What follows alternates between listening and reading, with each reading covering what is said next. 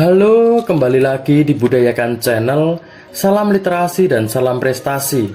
Sama seperti biasanya, doa yang terbaik untuk kamu supaya sehat selalu, bahagia dan tercapai semua cita-citanya. Baik, pada kesempatan ini kita akan membahas bersama-sama tentang materi seni patung. Tanpa basa-basi, kita memasuki materi seni patung. Nah, supaya pembelajaran kita tidak tersasar dan terarah dengan baik, maka kita menggunakan peta konsep. Inilah peta konsep yang kita gunakan. Berikutnya yaitu pengertian seni patung. Patung diartikan juga sebagai plastic art atau seni plastik, karena patung identik dengan sebuah cipta karya manusia yang meniru bentuk dan memiliki keindahan atau estetik. Patung bersifat 3 dimensi atau benda yang bervolume, artinya bisa dilihat dari berbagai arah, entah dari depan, belakang, sisi kanan, atau sisi kiri. Nah, berikut ini adalah pengertian seni patung menurut beberapa referensi. Di sini akan saya sampaikan pengertian seni patung yang kompleks dari Mike Susanto. Menurut Mike Susanto, seni patung adalah sebuah tipe karya 3 dimensi yang bentuknya dibuat dengan metode subtraktif, yaitu mengurangi bahan seperti memotong dan menata, atau metode aditif, yaitu membuat model terlebih dahulu seperti mengecor atau mencetak. Nah, hampir sama dengan seni lukis, seni patung juga sudah dikenal di Indonesia sejak zaman prasejarah. Hampir setiap daerah di Indonesia memiliki tradisi pembuatan karya seni patung, seperti suku Asmat di Papua, yang terkenal dengan patung primitifnya. Pada masyarakat tradisional, pembuatan karya seni patung seringkali dihubungkan dengan kegiatan religi. Tetapi, pada karya-karya seni patung modern, pembuatan karya seni patung merupakan bentuk ekspresi individu penciptanya. Nah, secara umum, berdasarkan pembuatannya, seni patung dibagi menjadi 3, yaitu patung sebagai fungsi personal, yang kedua patung sebagai fungsi sosial, dan yang ketiga patung sebagai fungsi fisik. Yuk kita detailkan satu persatu. Yang pertama, patung sebagai fungsi personal. Patung sebagai fungsi personal yaitu karya seni patung yang diciptakan semata-mata untuk kepentingan personal atau kepentingan pribadi sebagai bentuk ekspresi perasaan dan ungkapan pribadi, termasuk tujuan religi atau sarana beribadah. Jadi jika kamu membuat patung untuk mengekspresikan dirimu sendiri, itu masuk dalam patung sebagai fungsi personal. Yang kedua, yaitu patung sebagai fungsi sosial. Patung sebagai fungsi sosial yaitu untuk memperingati suatu peristiwa yang bersejarah atau mengenang jasa seorang pahlawan besar dalam sebuah bangsa atau kelompok. Dalam catatan sejarah seperti patung untuk monumen. Nah, patung monumen atau patung sebagai fungsi sosial ini seringkali ditemui di pinggir jalan. Biasanya memperingati momentum yang bersejarah, atau patung untuk memperingati atau memberi penghargaan pada salah satu tokoh pahlawan. Dan yang terakhir, patung sebagai fungsi fisik. Patung sebagai fungsi fisik yaitu bernilai estetika, artinya menciptakan dan membuat patung semata-mata untuk dinikmati keindahannya. Patung yang dibuat sengaja untuk menghiasi sebuah taman atau sebuah ruangan sebagai fungsi dekorasi. Jadi jika patung itu dihilangkan, hanya berpengaruh pada artistik atau keindahan suatu tempat itu. Nah, inilah fungsi dari patung fisik. Nah, jika tadi adalah jenis patung berdasarkan fungsinya, sekarang kita memasuki bentuk dan jenis patung. Bentuk dan jenis patung juga dibagi menjadi 3, yaitu bentuk imitatif, deformatif, dan non-figuratif. Kita akan bedah satu persatu. Yang pertama yaitu jenis dan bentuk patung imitatif. Imitatif berasal dari imitasi atau tiruan. Corak ini merupakan tiruan dari bentuk alam, bisa manusia, hewan, dan tumbuhan. Perwujudannya berdasarkan fisioplastis atau bentuk fisik, baik anatomi, proporsi, harmoni, dan kesatuan dalam pembuatan bentuknya. Inilah pengertian dari jenis dan bentuk patung imitatif. Berikutnya yaitu ada jenis dan bentuk patung deformatif. Patung ini lebih dibuat dengan mengubah bentuk aslinya menjadi bentuk baru, dengan catatan tanpa meninggalkan bentuk asli objeknya. Patung deformatif adalah patung yang lebih menekankan pada perubahan bentuk yang sudah ada menjadi bentuk baru. Deformatif berasal dari kata deformasi atau perubahan, penggayaan. Nah, biasanya patung ini bisa kita maknai mudah, tetapi bentuknya itu sudah berubah dari bentuk aslinya. Dan yang terakhir yaitu bentuk patung abstrak.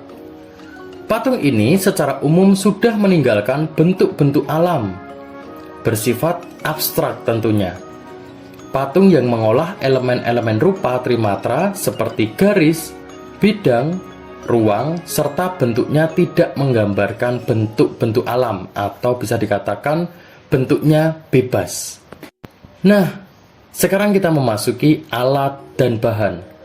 Alat dan bahan dalam pembuatan karya seni patung biasanya sangat beraneka dan tentunya banyak sekali. Tetapi dalam muatan materi ini hanya ada beberapa alat yang disampaikan.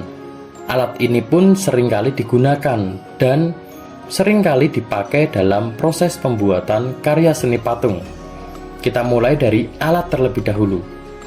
Alat yang digunakan untuk membuat patung tergantung pada bahan dan teknik yang digunakan.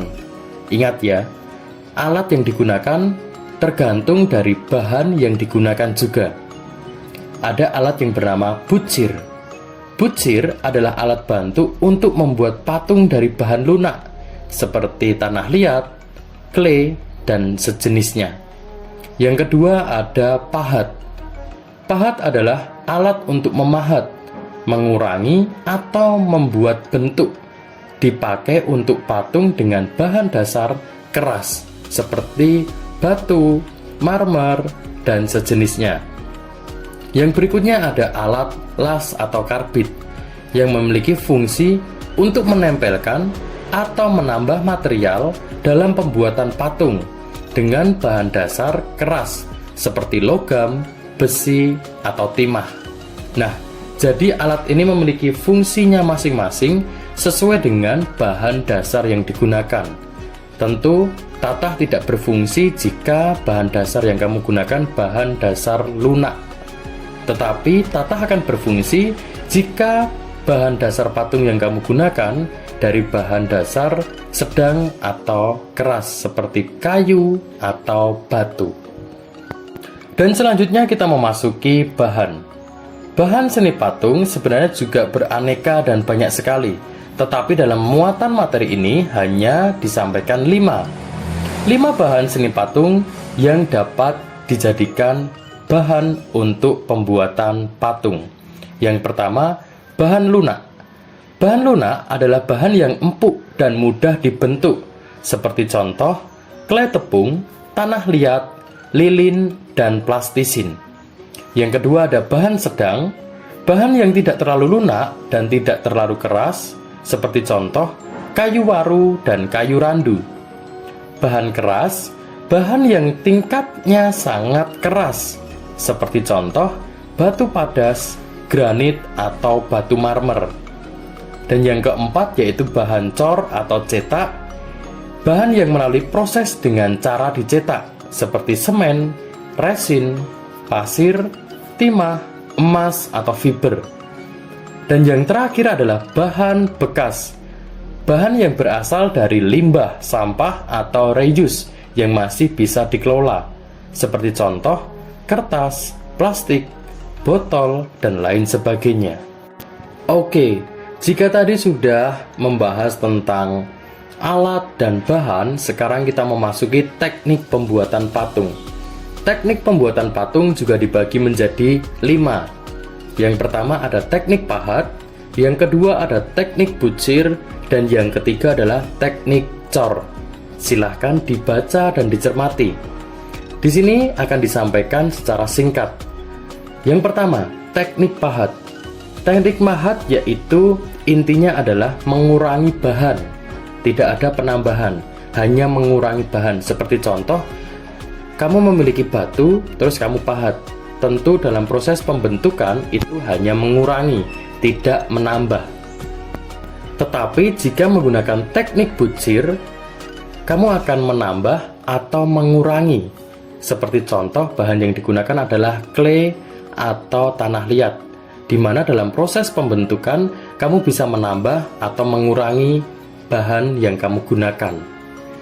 Dan yang ketiga yaitu teknik cor, yaitu dengan membuat alat cetakan, kemudian dituangkan adonan seperti semen atau resin. Ciri dari teknik cor adalah dia bersifat padat. Jadi sesuai dengan cetakan yang sudah dibuat, lalu dituang adonan dan hasilnya pasti padat. Dan yang berikutnya adalah teknik cetak. Hampir sama dengan teknik cor, tetapi teknik cetak lebih mengarah pada bentuk permukaannya. Dia tidak bersifat padat. Seperti contoh, botol mineral yang kamu miliki. Dia adalah cetakan. Jadi bagian dalamnya tidak ada atau tidak padat, hanya bagian permukaan. Dan yang terakhir yaitu ada teknik assembling, yaitu membuat sebuah komposisi atau sambungan dari material yang digunakan, seperti besi, timah, atau kuningan. Jadi dalam proses pembuatan patung dengan teknik assembling tentu akan mengelas atau menambah bentuk dengan cara membuat sambungan, dan biasanya identik dengan las, lem, dan lain sebagainya. Oke, jika tadi sudah membahas teknik, bahan, bentuk, media, dan sekarang kita memasuki tahapan membuat patung dengan bahan lunak. Silakan dicermati. Yang jelas, ketika membuat patung dengan bahan lunak, hal pertama yang harus kamu miliki adalah konsep atau ide. Jangan sampai material yang kamu beli itu mahal dan banyak tetapi konsepnya belum ada. Dan tak terasa materi yang kita pelajari sudah selesai. Kita sudah belajar tentang pengertian, manfaat, jenis, teknik, alat, dan bahan.